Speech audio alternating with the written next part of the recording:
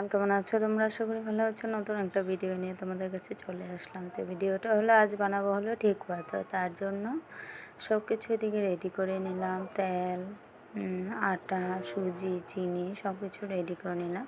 তো কীভাবে বানালাম, প্রথমত একটা বাটিতে সব কিছু নিয়ে নিলাম।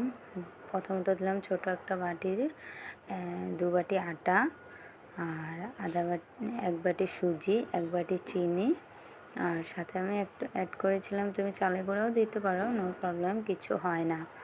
তো আমি চিনিও এদিকে দেখো 1 বাটি দিয়ে দিলাম।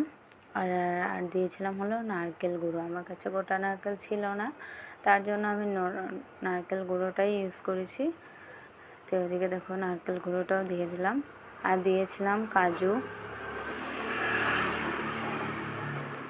কিশমিশ, গোয়ামরি, এগুলো দিয়ে ভালো করে মিক্স করো।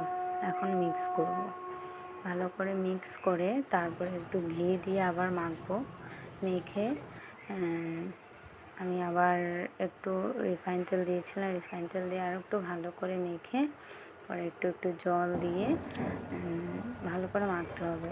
মেখে পরে একটু জল দিয়ে আমি ডোটা তৈরি করে